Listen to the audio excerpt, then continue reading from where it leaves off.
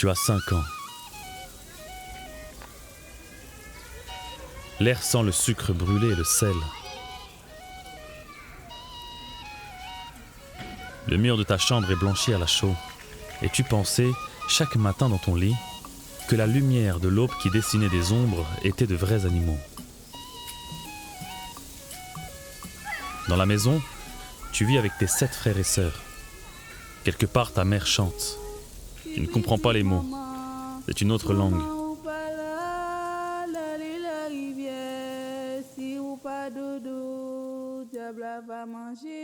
Celle qu'on parle entre les murs. Celle qu'on ne parle pas dehors. Mais la mélodie te berce comme la marée.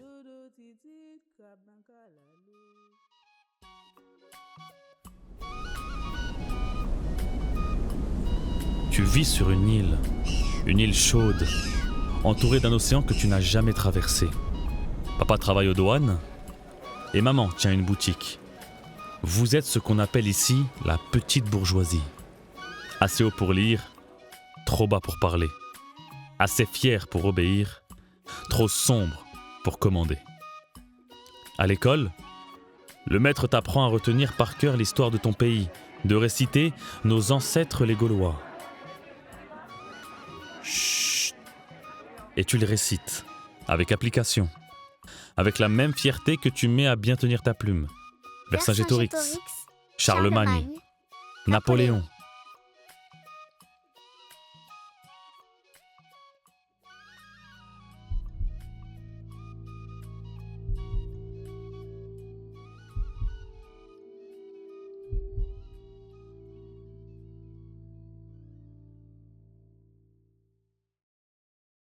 Tu as la peau sombre, plus sombre que tes frères.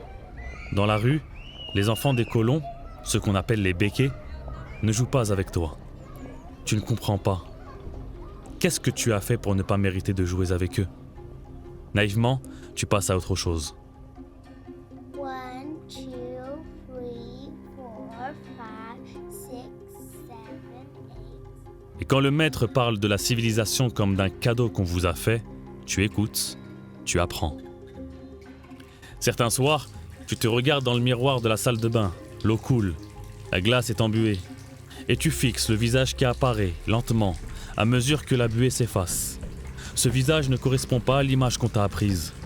Le miroir dit une chose, l'école en dit une autre. Et toi, entre les deux, tu ne sais plus lequel ment.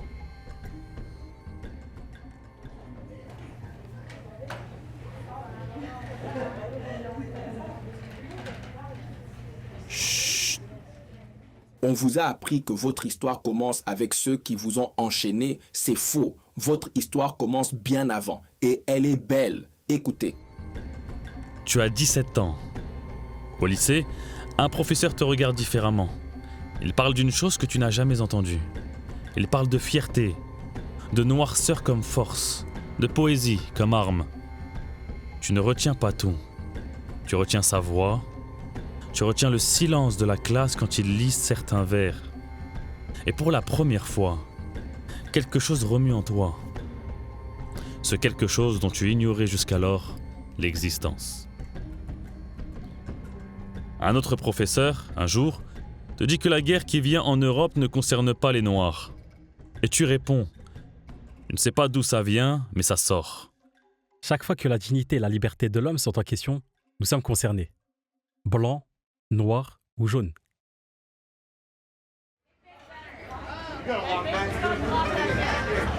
Tu as 18 ans, ton frère se marie, la maison est pleine de musique et de monde.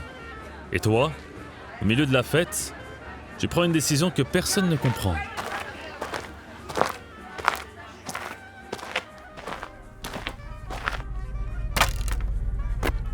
Tu pars.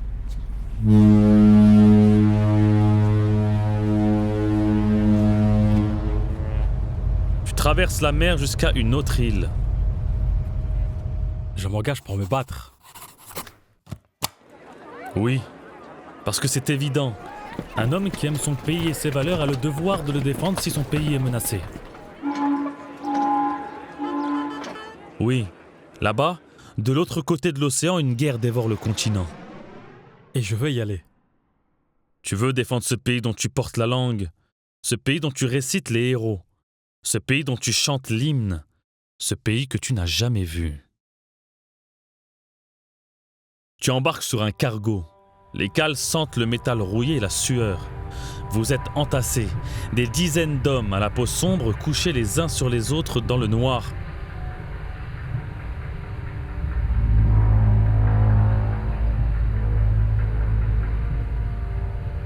Un homme te tend un biscuit. Il a la peau plus sombre que la tienne, les mains larges. Tu ne connais pas son prénom. Personne ne connaît son prénom. On l'appelle Sergent. Il casse le biscuit en deux. Il te donne la moitié la plus grande. Il ne dit rien. Le biscuit est frelaté. Il a un goût de carton et de sel. Mais c'est la première chose qu'un homme te donne ici, sans rien attendre en retour.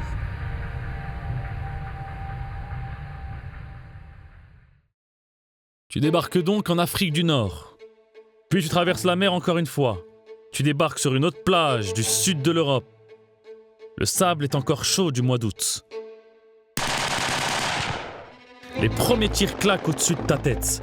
Autour de toi, un homme tombe avant d'avoir touché la terre ferme. Tes jambes te guident toutes seules. Tu te jettes derrière un cratère de sable creusé par une explosion. Tu serres ton arme et tu doutes. Elle est chargée? Tu sais que le sergent a ordonné de charger avant l'assaut. Tu le sais. Mais l'adrénaline a tout effacé. Tu vérifies. Elle est chargée. Tes mains tremblent. Tu prends ton souffle et tu te relèves.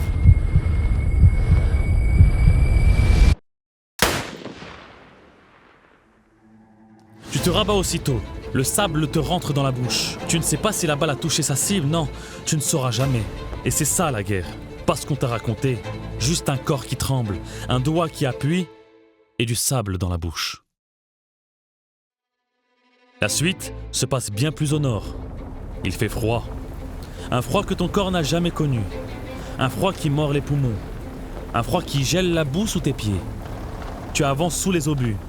Le sol tremble, l'air tremble. Tes mains tremblent. Mais tu avances. Tu pensais t'habituer à la guerre, mais c'est impossible. Le sergent est devant toi, toujours devant toi.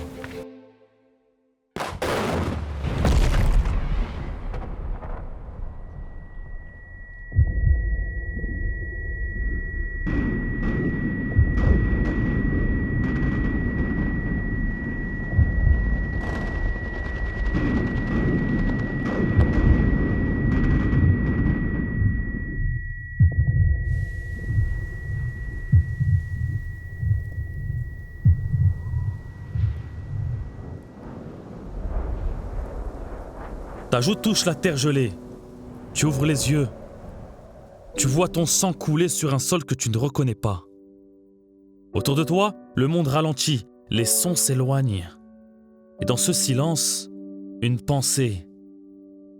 Pas « je vais mourir », pas « j'ai peur », non. Une pensée plus froide que le sol sous ta joue. Pour qui je me bats?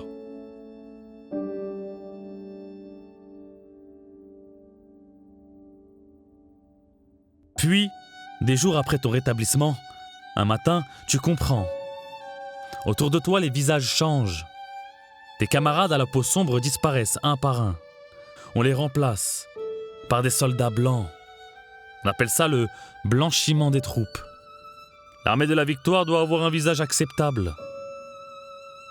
Et le tien ne l'est pas. Le sergent aussi a disparu. Tu ne sais pas où. Tu ne sauras jamais. Personne ne te dit rien. Personne ne prononce son nom. De toute façon, personne ne le connaissait. Tu te retrouves à 8 hommes à la peau sombre au milieu de milliers. Personne ne te remercie. Personne ne prononce ton nom.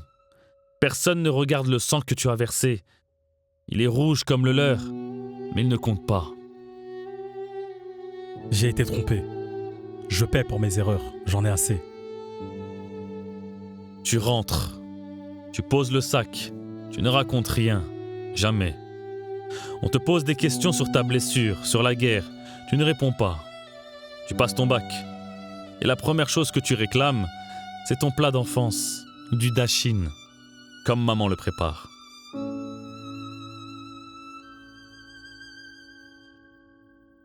Tu regardes ton île avec des yeux que la guerre a changé. Et tu sais, maintenant que le vrai combat n'a rien à voir avec les armes.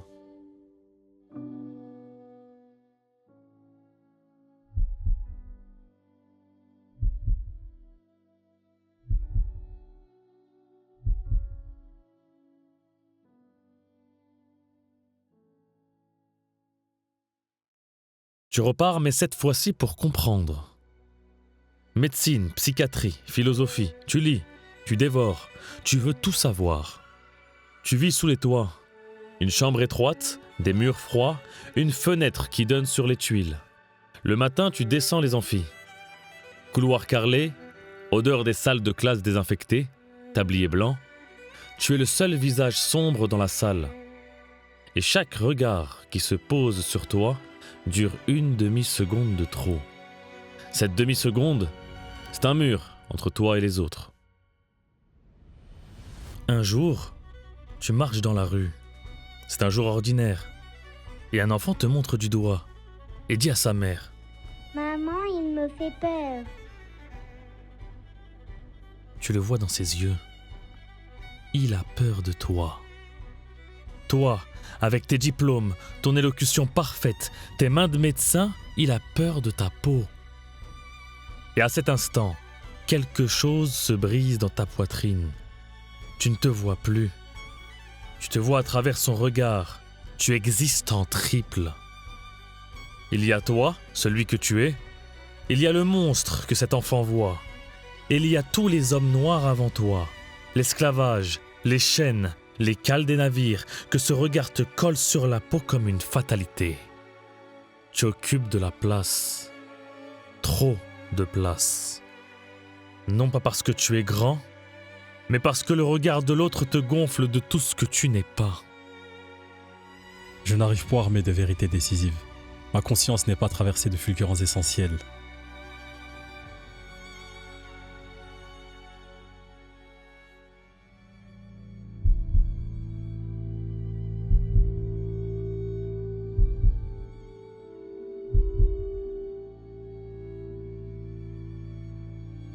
Tu observes, dans les cafés, dans les hôpitaux, dans la rue, tu observes des hommes à la peau sombre qui parlent comme s'ils étaient blancs, qui marchent comme s'ils étaient blancs, qui désirent comme s'ils étaient blancs. Par réflexe, par habitude si profonde qu'elle est devenue nature, ils portent un masque. Et le plus terrifiant, c'est qu'ils ne le savent pas. Le masque est devenu le visage, la prison est devenue la maison. La nuit, tu écris, ou plutôt tu dictes. Tu ne tiens plus en place. Tu marches de long en large dans la chambre froide, comme un orateur qui improvise un discours devant un public invisible. Et elle est là. Cette femme que tu as rencontrée sur les marches d'un théâtre. Elle note chaque mot, chaque phrase qui sort de toi comme une déflagration.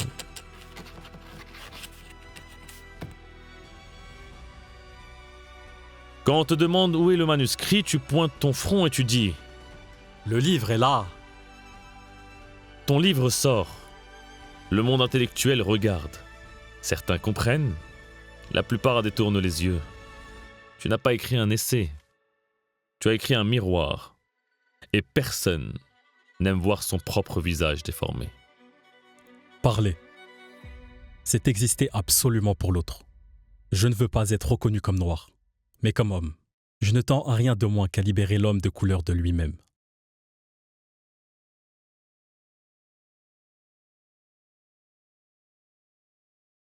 On t'envoie de l'autre côté de la mer.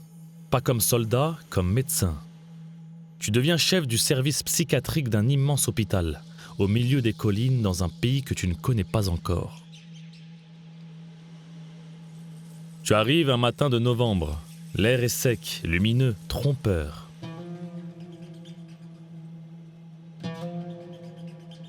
Tu enfiles une blouse blanche faite sur mesure, au large revers, sans boutons, que tu noues avec une ceinture.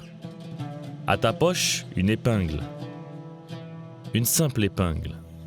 Pour l'examen neurologique. c'est tout ce que tu emportes. Tu franchis les grilles, dehors des orangers, dedans, des hommes sauvages, inoccupés, attachés à leur lit. Certains attachés aux arbres du parc. Tu restes debout dans l'allée, tu regardes, et quelque chose dans ta poitrine se serre comme un poing. Il y a 2 ailes dans l'hôpital, 2 mondes. L'une sent le café et le papier journal, l'autre sent l'urine et la peur. Dans l'une, des hommes lisent, dans l'autre, des hommes hurlent. Dans l'une, on guérit, dans l'autre, on enferme.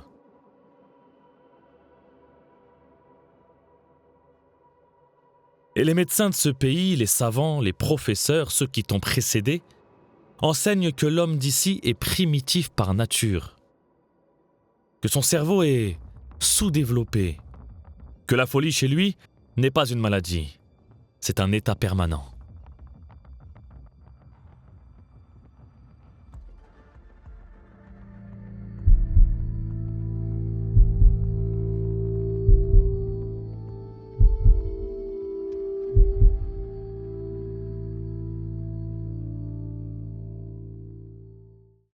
Tu as appris quelque chose avant, dans un autre hôpital. Un vieux psychiatre réfugié, un homme qui avait fui la guerre civile, t'a enseigné une idée simple.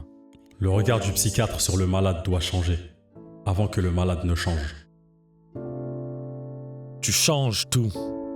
Tu fais tomber les contentions, tu remplaces les électrochocs par l'écoute, tu organises des fêtes, du football, de la musique, tu crées un journal intérieur écrit par les patients eux-mêmes.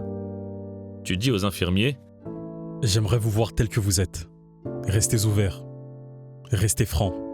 Restez sincères. » Mais avec les patients du pays, ces hommes qu'on appelle les indigènes, rien ne marche. Tu leur proposes du tricot, de la vannerie, des chants. Ils te regardent. Ils ne bougent pas. Ils ne comprennent pas. Et toi, tu ne comprends pas leur silence. Alors, tu sors de l'hôpital, tu vas dans les villages, tu observes comment les hommes vivent. Le café mort, la place, le jeu de dames, la parole entre égaux. Et tu reviens, tu décides de créer un café mort à l'intérieur de l'hôpital. Et soudain, les patients parlent. On ne comprend qu'avec ses tripes. Ce ne sont pas des prisonniers, ce sont des malades. Et cette phrase, cette simple phrase, a l'effet d'une grenade à retardement. Parce que nommer autrement, c'est voir autrement. Et voir autrement, c'est déjà libérer. Chaque matin, tes internes effacent les traces de boue dans ton bureau, les bottes de militants nationalistes qui sont venus pendant la nuit. Tu ne dis rien, ils ne disent rien, mais tout le monde sait. Dehors, la guerre éclate.